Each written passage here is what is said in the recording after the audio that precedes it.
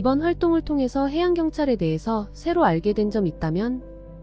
중국어선을 잡는 거랑 마약을 감시하는 거예요. 그 경찰들은 총을 언제 쓰고, 그리고 또 어선이 나타났을 때는, 그 중국 어선들이 나타났을 때는 그 해양 경찰분들이 언제 나타나서 잡는지, 그 해양 경찰들은 총을 그 다른 도둑이나 아니 그 다른 중국 어선들이나 아니면 중국 어선 배에 타고 있는 사람들이 막 칼로 흉기를 휘두르거나 그때쯤에 총을 사용한다고 했습니다. 해양 경찰들은 그 급식실에서 밥 먹긴 하는데 그냥 아무 순서대로 그냥 먹는 게 아니고 그냥 순서가 정해진 순서로 바로 그 줄 서서 먹는 거입니다. 해양경찰은 굉장히 힘들구나 입니다.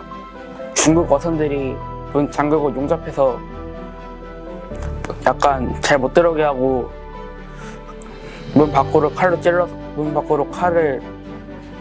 찔러서 약간 위협하는 행위요. 그것 때문에 더 힘들다고 봐요. 해양경찰은 마약 수사나 중국 어선만 잡을 줄 알았는데 때리기도 주워서 외웠습니다.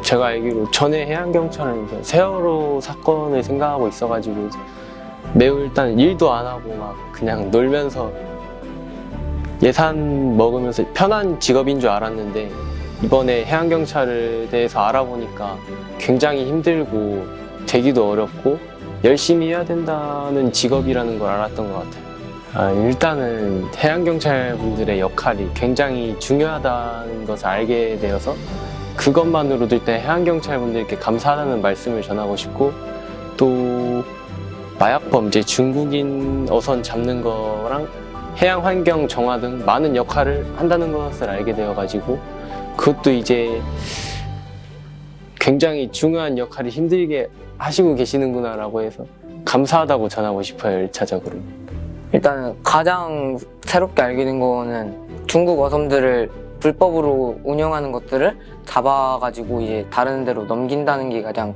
흥미로웠습니다. 경찰은 일단은 나쁜 놈들 잡는 이런 직업이니까 해양 경찰도 바다에 나쁜 놈들만 잡을 줄 알았는데 이번에 알게 된 거는 불법 어선들도 잡고 해양 쓰레기들도 정리하는 걸 알게 되었습니다.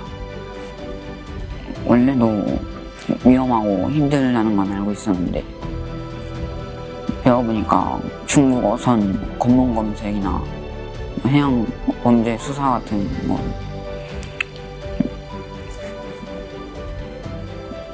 더 위험하다는 걸 알게 됐어요. 이번 활동을 하게 된 이유는? 친척 중에 해양에 관련된 직업을 하는 사람이 많아서 궁금해서 해봤습니다. 한번. NLL 침범은 무엇인가요?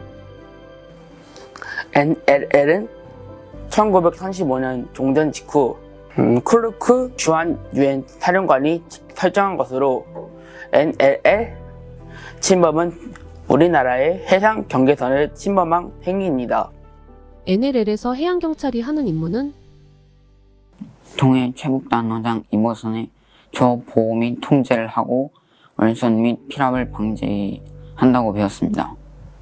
해양경찰이 마약 수사도 하는 이유는? 마약은 보통 해상을 통해 오기 때문에 해양경찰도 같이 수사를 진행합니다.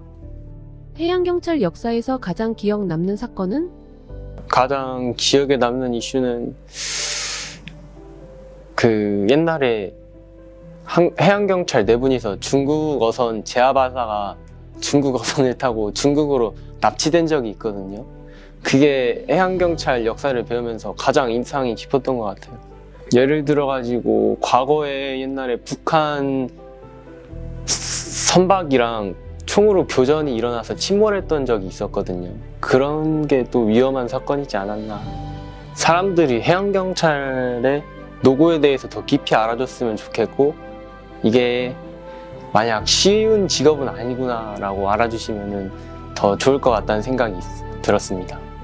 가장 기억에 남는 거는 한 2015년쯤에 한 선장분께서 그 중국 어선 잡으러 갔는데 이제 배 문을 따고 이제 그 배를 멈추고 잡아야 훨씬 수월한데 이제 선박으로 들어가서 배 문을 열고 그 조종실에 들어갔는데 한 중국인이 그냥 가만히 항복하면서 있는 거예요. 그래서 그 해경분께서 그냥 가만히 배를 멈추려고 했는데 그때 그 중국인이 칼 꺼내가지고 그 분을 찔렸거든요. 그래가지고 그분이 사망하게 되어서 그 점이 가장 인상 깊다고 생각하고 있어요. 일단은 중국인이 되게 착하게 굴어가지고 방심했을 텐데 그때를 노렸다는 중국인에 대해서 조금 화가 나기도 하고 이렇게 목숨을 걸면서 일하는 게 해양 경찰인데 우리가 제대로 알지 못하는 것에 대해서 미안하다는 점도 들어서이기 때문입니다. 해양 쓰레기의 종류는 플라스틱, 비닐, 종이 이런 류들이 가장 많다고 알고 있고 그다음에 여기서 가장 위험한 거는 아무래도 비닐봉지나 플라스틱이 해양 동물들이 가장 먹기 쉽고 그다음에 생태계를 파괴하기 때문에 그것들이 가장 나쁘다고 알고 있습니다. 해양 쓰레기는 왜 위험한가요? 선박의 엔진에 걸려 침몰, 표류 등의 안전사고로 이어질 수 있기 때문에 위험하다고 합니다. 이번 활동에서 가장 기억에 남는 일은? 아무래도 이제 현장 탐방 같은 게 가장 기억에 남는데 일단 저희가 갔을 때가 되게 날씨가 더웠을 때거든요. 근데 반팔 반바지 입고 막 부채질 해가면서도 더운데 해양경찰 분들은 그 길고 그 더운 근무복 그런 것들 입고 열심히 하시는 거 보면은 되게 고생이 많다고 생각하고 있었어요.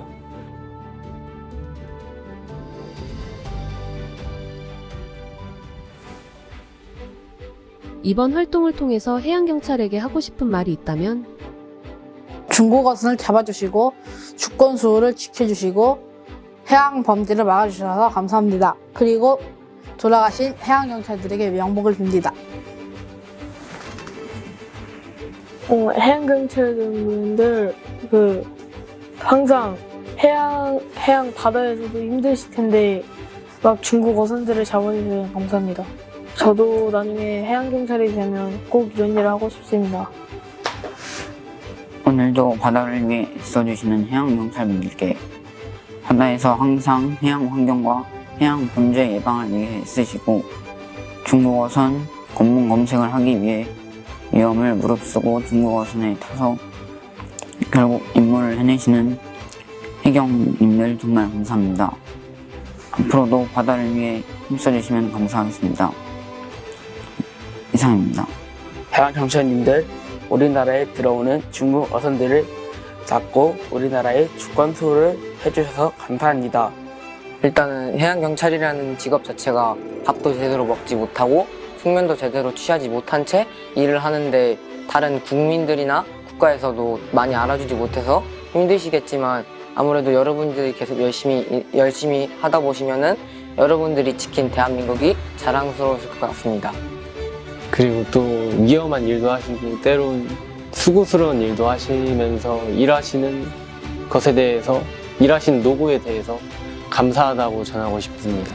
때로는 위험한 상황에서도 노력하며 헌신하는 여러분의 노고에 대해서도 감사를 표하고 싶습니다.